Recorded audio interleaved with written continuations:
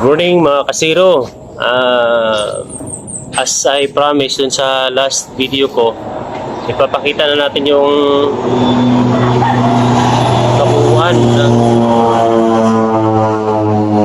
masyadong maingay yung ano guys, masyadong maingay yung aerial spray. Kabuuan ng unit natin na binuo natin para pang laro. Ito yun, ang GC Mag Classic B2. Full set na siya guys. So bago tayo magsimula, ay gusto ko lang i-shout out nga pala yung mga kaibigan natin, si Kim Tuyo at si Sir Gilbert Felipe, yung founder at maker ng GC Mag o GC Mag Philippines, sa anak niya na si Sir Joel, at sa mga kaibigan natin Davao de Oro Airgun Shooters Association, Airguns Club, kay Bro Romel Melendres,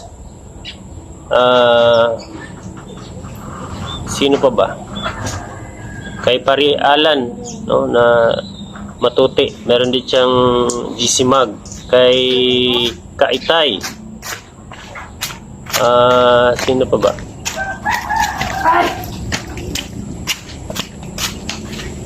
sa lahat ng mga kaibigan natin na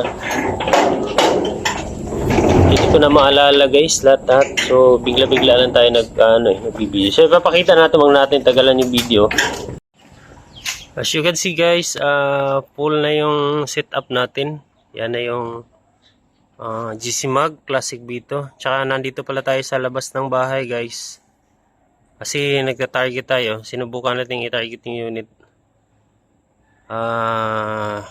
Again, maraming salamat kay Sir Gilbert Felipe, at napakaganda po ng barrel na pinaraya niya sa atin.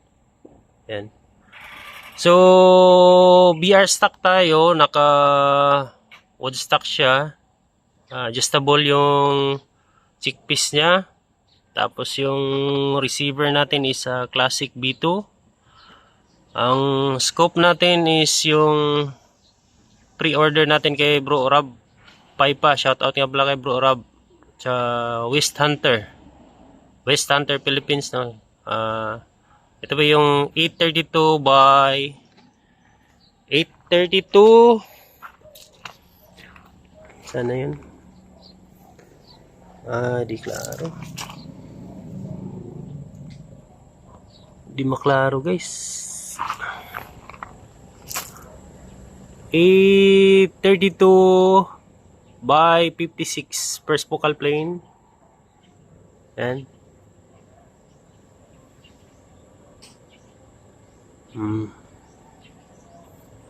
Zero stop na siya guys. So mga mumurahing scope lang na pwede na pang pang laro. Ayan.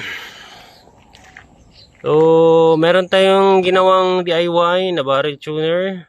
Ito ay brass, 0.25mm yung OD niya. Tsaka mayroon tayong muzzle brake na nilagay.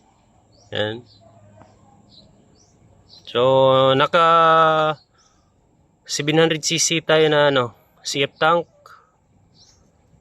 Regulated output natin is 1.5 lang siya guys, pero napakalakas na. Ito yung uniqueness ng hammer type na GC Mag. Talagang masabi natin na ang daming gumagawa ng hammer type or halos ginagaya na yung GC Mag, pero yung mechanism ng GC Mag is kakaiba talaga. Kung titingnan nyo, napakaiksi lang ng receiver nya, pero sa 1.5 na yan kaya na magtapon ng velocity na 950 pataas. Yan. So siguro wala namang nadagdag dito, at nasabi ko na doon sa unang video ko.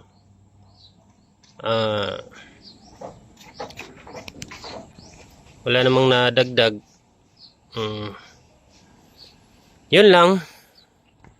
At tinarget natin siya. Napakaganda talaga tumama, no? May masasabi natin na may laban talaga. Sige lang. Hindi pa natin masabi sa ngayon kasi hindi pa natin siya nasubukang isali sa competition, pero try natin kung meron man. So, ayan na siya guys, yung kabuuan ng GC Mag. Medyo mahaba siya guys kasi nga 700cc yung tank niya. Napakahaba ng kulatan niya. At shoutout nga pala kay Bro Sil Chavez kasi siya yung parang naging mentor ko. Na-inspired ako doon sa unit niya kasi ang haba ng setup niya. Nakita ko doon sa setup niya. Parang napakahaba. Ganito pala yun. Kung titingnan nyo, lagpas 1 meter yan lahat. Ang kulata lang. Kasi mahaba yung tangki. At yung barrel natin na 24 inches, parang umiksi. Lumagpas lang ng 2 inch. 2 inches yata sa dulo. Kung wala pang muzzle brake yan, napakaiksi tignan. So, yan na yun guys. Ang kabuuan ng GC Mag Classic B2 na panglaro natin. Okay.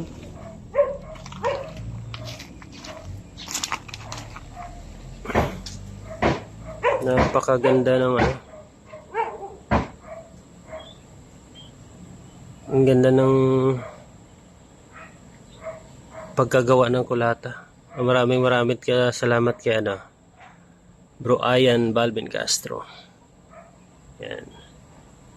Nasa labas tayo ng bahay guys. Okay. Yan lang. Maraming salamat at advance Merry Christmas sa ating lahat. And Happy New Year na rin. So, thank you. And God bless us all mga kasigit.